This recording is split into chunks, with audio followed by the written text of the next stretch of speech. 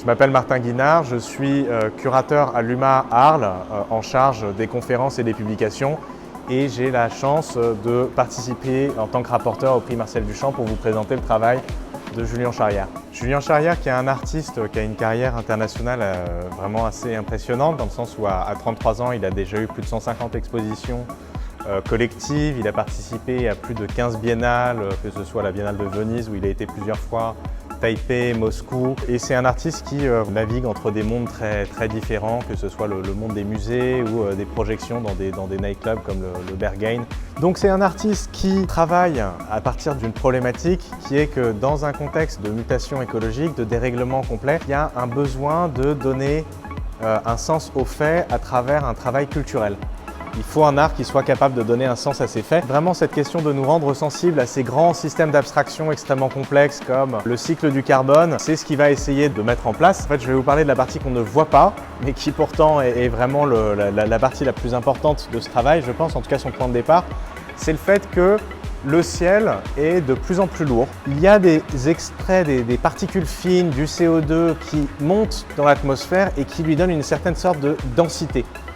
Et du coup, comment est-ce qu'on traverse cet espace qui s'épaissit et qu'on ne peut plus traverser avec autant de liberté? C'est vraiment ça le point de départ du travail de Charrière, cet espace qu'on veut traverser et qui nous traverse en retour. Il a lancé une opération, on va dire, d'extractivisme inversé et il a commencé à miner dans le ciel des particules de CO2.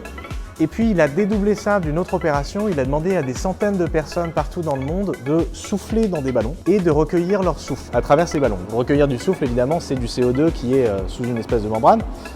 Et à partir de là, une fois qu'il a collecté toutes ces respirations, qu'il a collecté tout ce CO2 qui est pas extrait des sous-sols mais qui est vraiment un travail de subtraction du ciel, il va le faire digérer par des archées. Les archées, c'est des micro-organismes qu'on a en abondance, notamment dans les profondeurs de la Terre, qui vont le métaboliser, ce CO2, par un processus de vaporisation, ça va finir par donner des diamants. Et donc ces diamants, qui sont donc des condensés de CO2, plutôt que de les garder, en fait, ce que l'artiste va faire, c'est qu'il va, dans un geste assez provocateur, partir les jeter dans une crevasse qui a été taillée par la fonte des eaux, donc sur la calotte polaire.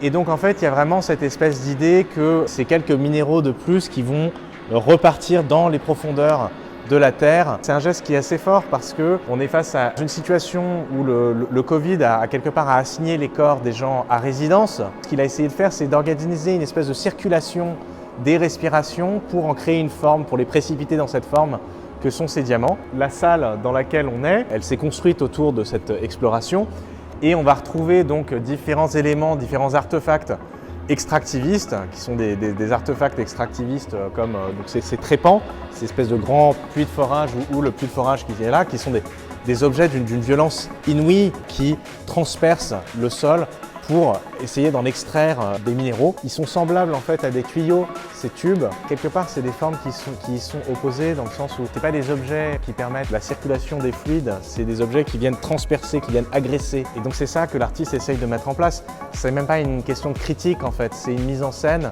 de cette sorte de menace que représente cette notion d'extractivisme. On a ensuite ce sol de charbon, il donne une forme d'unité à la pièce. On entre dans un espace, dans une atmosphère généralisée et le charbon c'est quelque chose qui est très intéressant pour Charrière, on le retrouve très souvent parce que ce fossile c'est toutes ces formes de vie qui ont macéré, ces formes végétales, afin de se condenser pour finir par devenir des matières fossiles.